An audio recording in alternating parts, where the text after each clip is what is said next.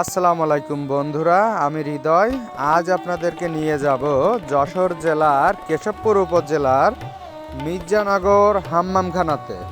তো আপনারা এই মির্জানগর হাম্মামখানাতে কিভাবে আসবেন এক ঝলকে জেনে নিন। প্রথমে আপনাদের আসতে হবে যশোর জেলার কেশবপুর উপজেলায় স্বাস্থ্য কমপ্লেক্সের সামনে থেকে যে রাস্তাটি চলে গেছে সোজা এই রাস্তাটি ধরেই আপনাদের চলে যেতে হবে মির্জানগর গ্রামে। এই গ্রামে যেই আপনি যদি জিজ্ঞাসা করেন হাম্মামখানা আপনাকে দেখিয়ে দেবে। কেশবপুর উপজেলার মির্জানগর হাম্মামখানা এটি যশোর জেলার কেশবপুর উপজেলার একটি গুরুত্বপূর্ণ ও ঐতিহাসিক স্থান। এখনকার প্রাকৃতিক সৌন্দর্য ও স্থানীয় মানুষের আতিথেয়তা এবং ঐতিহ্যবাহী সংস্কৃতি মিলে তৈরি হয়েছে এক অনন্য পরিবেশ। এই মির্জানগর হাম্মামখানা শুধু প্রশাসনিক এলাকা নয়, এটি কেশবপুরের সামাজিক ও শিক্ষাগত সাংস্কৃতিক জীবনের একটি কেন্দ্রবিন্দু। এখানকার মানুষ মূলত কৃষির পর নির্ভরশীল হলেও শিক্ষার হার দ্রুত বৃদ্ধি পাচ্ছে। এলাকার মসজিদ, মাদ্রাসা, বিদ্যালয় ও বাজারগুলো এই অঞ্চলের জনজীবনকে করেছে প্রাণবন্ত ও উন্নত। মির্জানগর হাম্মামখানায় বিভিন্ন ধর্মীয় ও সাংস্কৃতিক সামাজিক অনুষ্ঠান পালিত হতো অত্যন্ত উৎসবমুখর পরিবেশে। এছাড়াও মির্জানগর হাম্মামখানার চারপাশে মনোরম প্রাকৃতিক দৃশ্য, সবুজ ক্ষেত খামার এবং গ্রামের শান্তিপূর্ণ পরিবেশ দর্শনার্থীদের মন ছুঁয়ে যায়।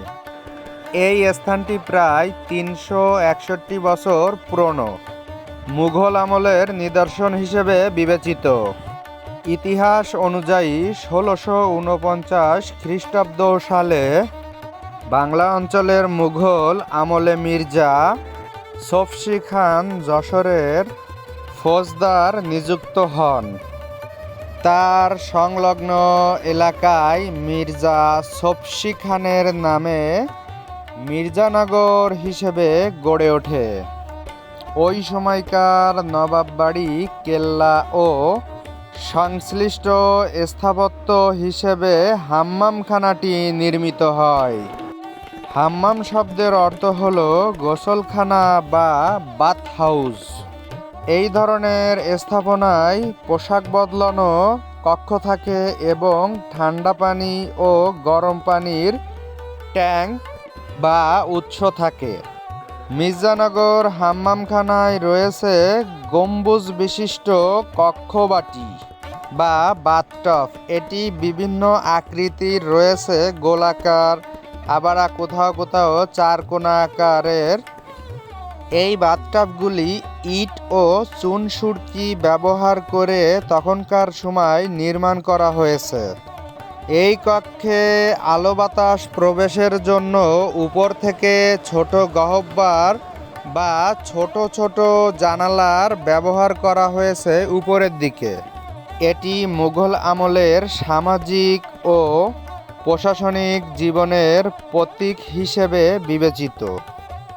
যে সময়ে নবাববাড়ি জলসংযোগ ও বাতিং ব্যবস্থা ছিল, বর্তমানে এটি প্রত্নতান্ত্রিক নিদর্শন হিসেবে গুরুত্ব পাচ্ছে, কিন্তু বর্তমানে এটি সুরক্ষিত নয়। সংস্কারের অভাবে মূল নির্মাণের কিছু অংশ দুর্বল হয়ে পড়েছে। এতক্ষণ ভিডিওটি উপভোগ করার জন্য আপনাদের অনেক অনেক ধন্যবাদ।